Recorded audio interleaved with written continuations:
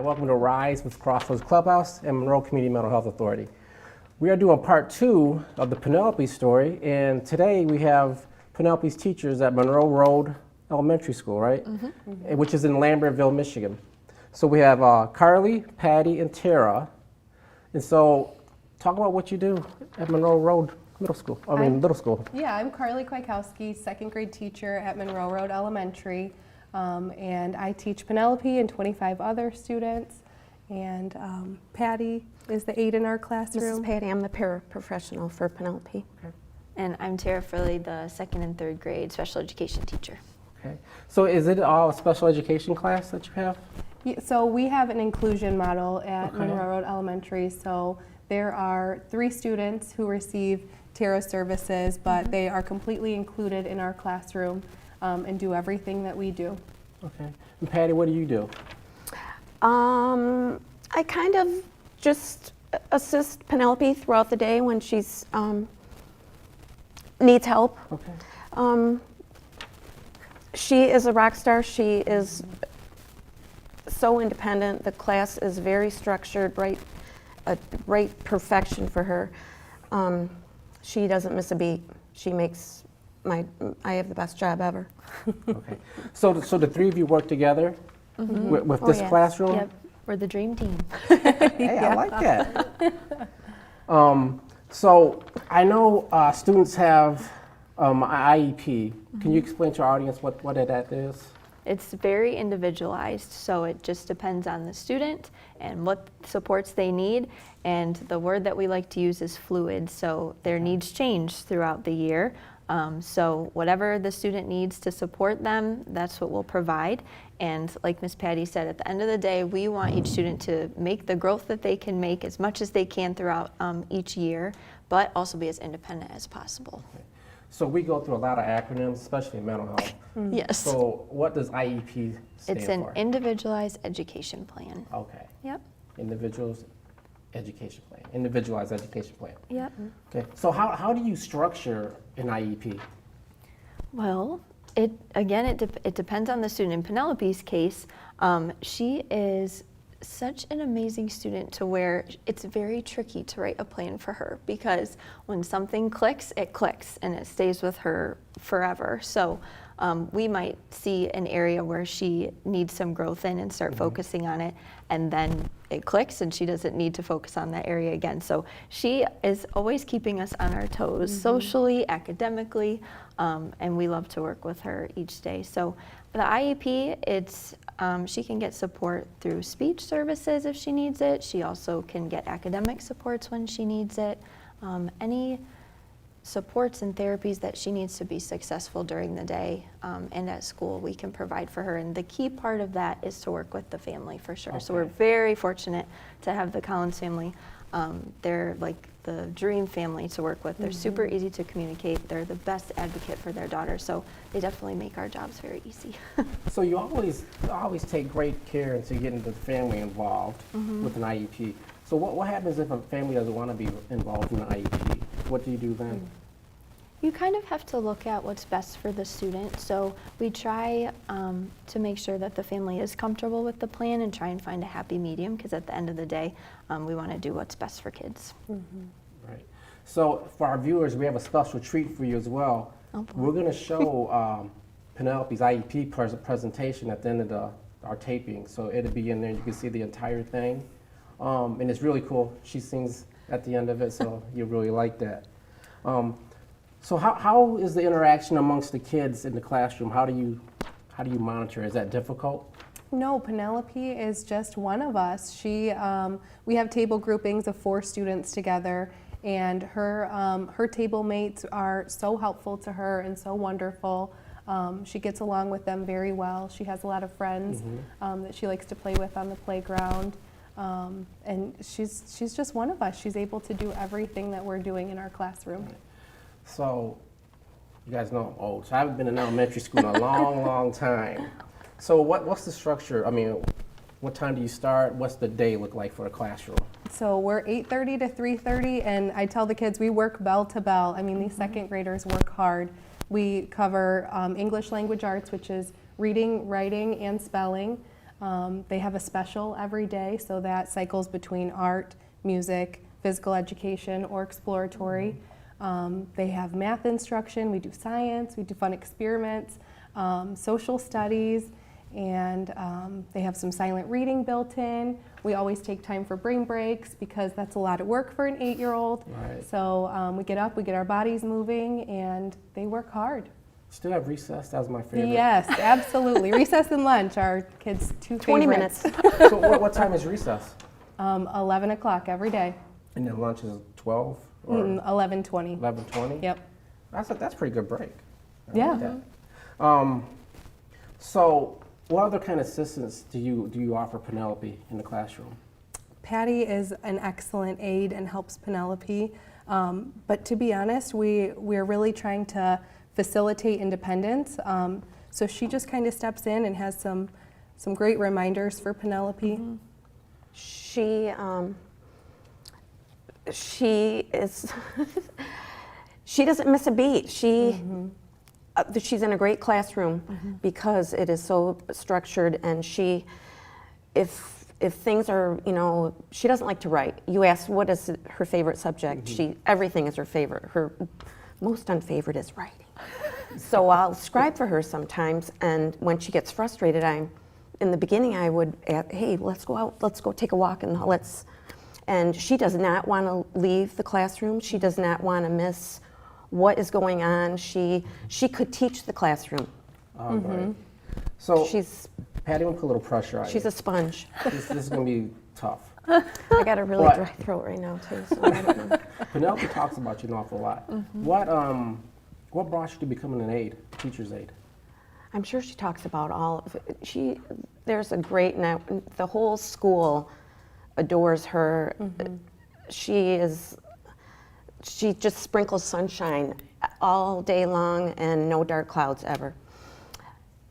I started there when the school opened. I had 4 kids go through there. Okay. And I've always loved the school, and the kids got old and out of I was a domestic engineer, so I stayed home, and then when they went to school, I started at Monroe Road. So the empty nest syndrome kind of got you, didn't it? No, I've always liked school. This is going to be my 20th year. Oh. Wow. Well, thank you for serving our children in our community. No, I'm serious. Hey, We're and I very want to say lucky. one thing about the IEP. There was 13 adults in there. That's Yes. we just Yeah. the reinforcement and Monroe Road has really got it together. Yeah, that's incredible. So, do all the students do a presentation like that, or each IEP is different? 'Cause Each to me, IEP that'd is be a lot of different. pressure for me, being a Yeah. little kid doing that presentation. Because they're fine-tuned to each individual. Yep. Tara does an individual. excellent job meeting with the students and catering it to their needs and their Yeah. interests, and she just makes it such a special experience for every kid that has these, she calls them special meetings. Yep. Yeah, it's really fun for us on the planning side because it's more of a surprise for the parents. We let them know that the child is going to be doing some special presentation, but then the teachers all work together. Like, we brainstormed her strengths, and then Patty reminded us that she loves music and she likes to sing, and Carly does the song that Penelope sang at the end of the day for the kids as one final, relaxing, positive song as they're cleaning up. So we tried to incorporate everything that we do with Penelope in her special. Okay.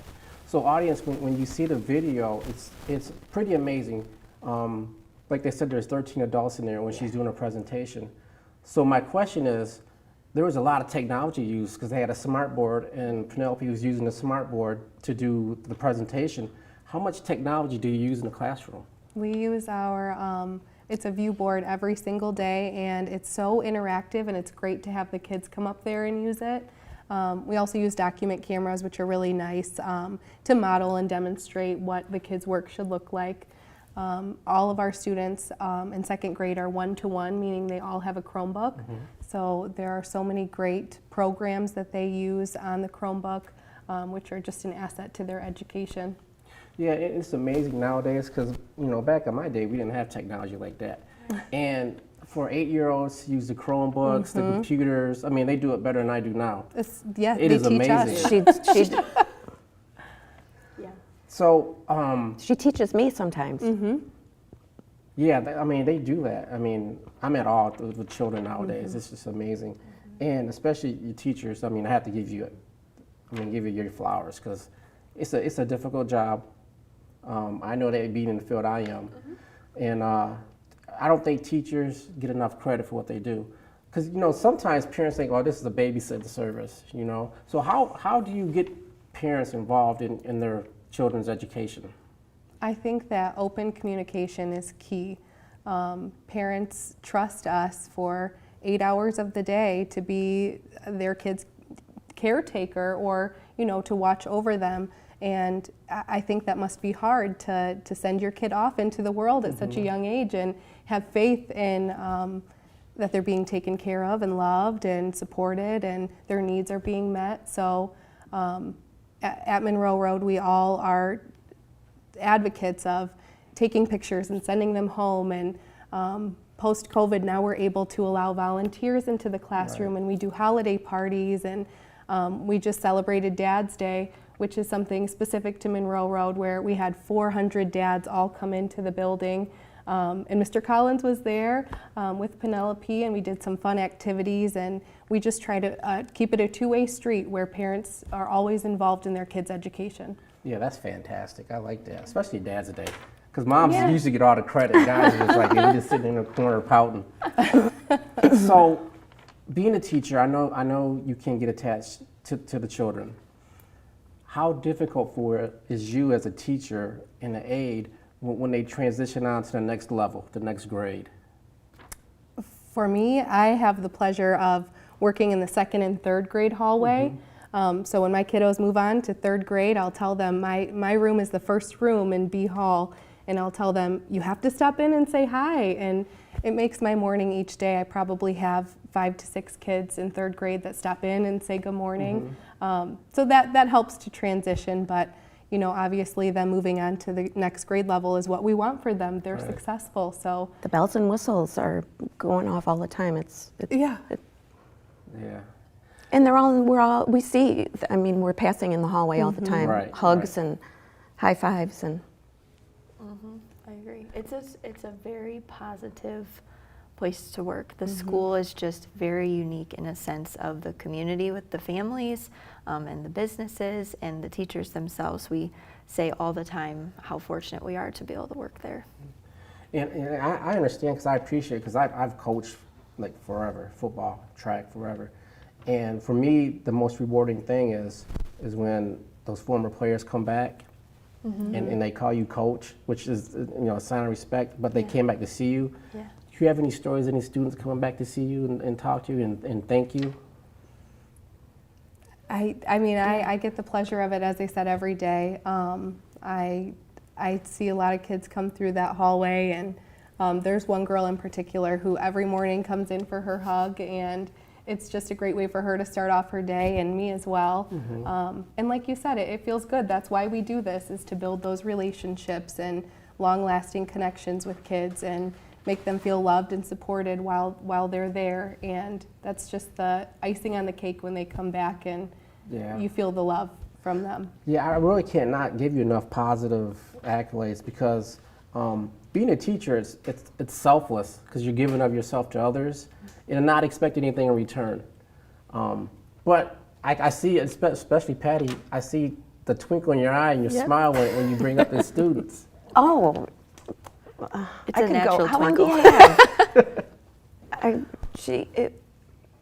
They're all unique in themselves, and we appreciate all those unique qualities in the kids. And you were saying, how do you get parents involved? And I know things are tough sometimes, and parents are sometimes working double jobs and everything, and it's important for me, for parents to feel safe that we're taking the best care, and we love them. It sounds kind of mushy, but we just love them madly, deeply. No, we love mushy.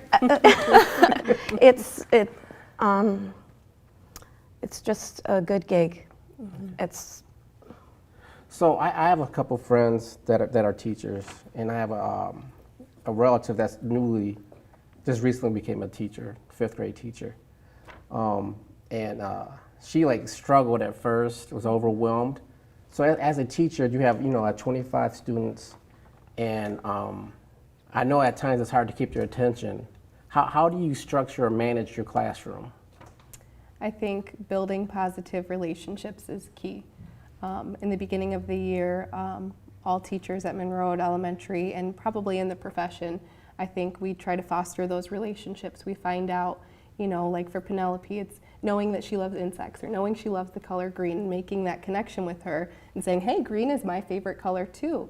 And then they start to feel comfortable with you, and from there you can build a foundation of respect. And in our classroom we do a morning meeting where we get all of the kids involved. We ask them a daily question. It could be, out of 4 candy bars, which one is your favorite? But kids love to talk about themselves and share about themselves. And so having them feel heard, I think, is important for setting that foundation of relationship with the students. We have 3 B's. Be respectful, be responsible, and be kind. Mm-hmm. And school isn't just reading, writing, and arithmetic anymore. It is life skills and compassion and empathy and fairness and trust. We have a character trait every month that So I know this just is, to be a good person. yeah, this is going to be way off the cuff, but have you experienced any second grade bullies? And how do you deal with that?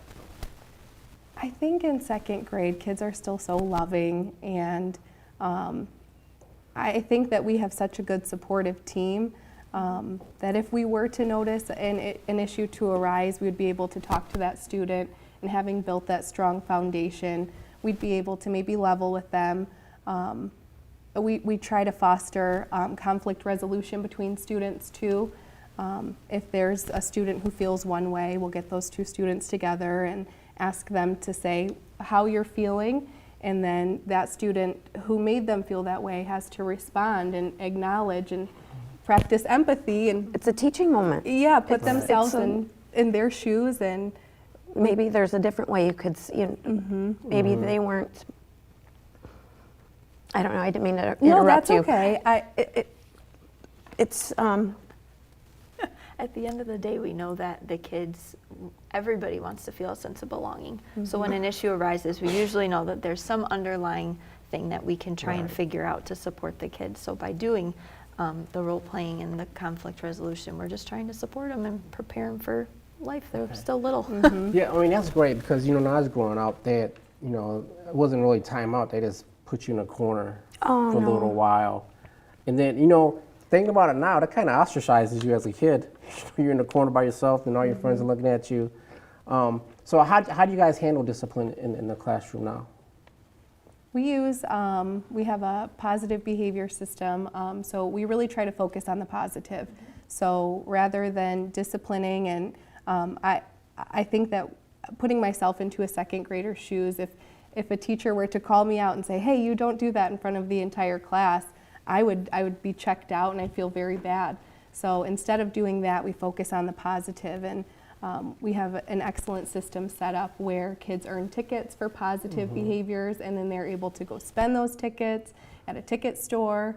So focusing on the positive is our main focus. Yeah, that's wonderful. making good choices. Yeah, yeah. And it's funny, but so at the clubhouse we have a morning meeting every morning as well, and then 2 of our main rules is to treat everybody with dignity and respect. So it's kind of mirroring what the second graders are doing. We try to do it at the clubhouse too, and I think that's a lifelong lesson to teach people to be good to other people. Treat others the way you want to be treated. The golden rule, yeah. Yeah.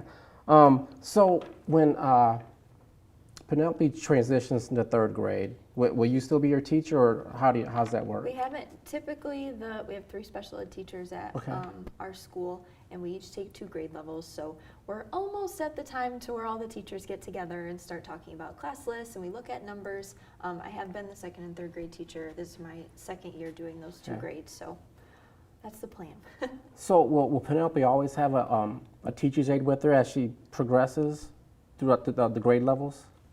At this time, that's what she needs. So we're staying in the present and just doing what she needs right now. And we're just very fortunate that we have such a strong supportive team. And Miss Patty is definitely a key role in that. She's the key role. Yep. She's the, See, I love how you focus on the student and their needs. I mean, that's amazing, because back in the day, it wasn't like that. It was the whole classroom, teachers stressed out, couldn't give that student that much attention. Right. So how you differentiate the different types of aid that you give students? I mean, especially when you have like 25 in the classroom. Every student brings Yeah. their own unique needs, and building those connections and relationships with them, you start to learn what each kid needs, and we tell our students fair is not always equal. Fair means everybody gets what they need when they need it. Oh, great. So it's spring break, right?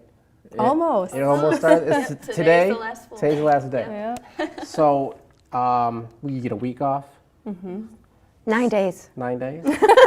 I need a spring break myself. So how do you when they come back all excited from spring break? I mean, do you listen to their stories? How's that work? I mean, I know are they a little hyper when they get back? I think everybody. Yeah. Gets right into the schedule. Yep. Like Yeah. after Consistency. Christmas, yes. Routine is key. Key for Consistency Penelope, is- yes. That's why she's so successful. She really is. She knows if something is out of whack or a little. I mean, she doesn't. She lets you know, doesn't she? No, she never has any flare-ups or anything, and we do deep breathing or just positive. Hey, it's okay. We just take a breath, and it's okay to be frustrated, and Yep. Just acknowledging it, because at the end of the day, there's changes all the time in life. So by talking about it with her, it's also a yeah, really good life skill. I mean, we need to take a breath every once in a while as Oh, as adults, absolutely. right? Yep. Most definitely. Yeah, self-care is very important. So I hope you guys engage in self-care for yourselves, because I know I have to. So it's important that we mirror behaviors we want to see. Exactly. yeah. Yes. So that's our show for today. I want to thank Carly, Patty, and Tara, and Penelope. We will be showing Penelope's IEP presentation. And I want to say thank you to Impact for giving us the platform, Monroe Community Mental Health Authority for supporting us. And remember, be good to yourself and take care of others. Thank you. Bye-bye.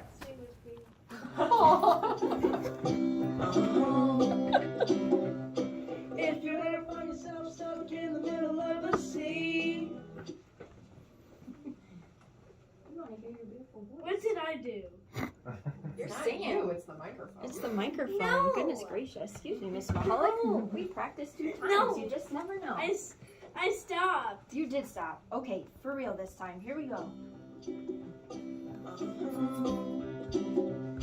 If you ever find yourself stuck in the middle of a sea, lost at the world to find you. If you ever find yourself lost in the dark and you can't see, I'll be the light to guide you. Find out what we're made of when we are called to help our friends in need. You can count on me like 1, 2, 3, I'll be there. Amanda, be quiet. And I know when I need it, I can count on you like 4, 3, 2, you'll be there. 'Cause that's what friends are supposed to do, oh yeah. Ooh,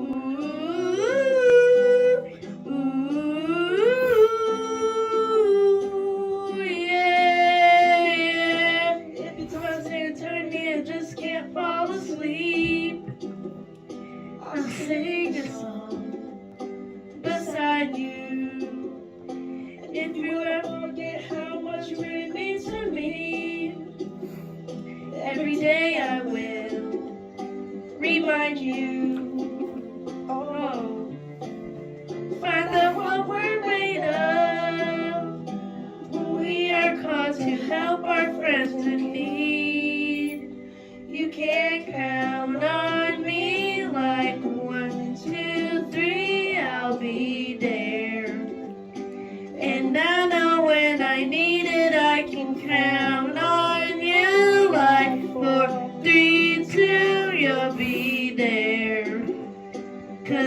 what friends are supposed to do. Oh yeah.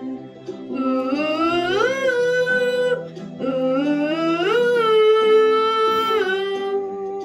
yeah, yeah. Always had my soda when you cry.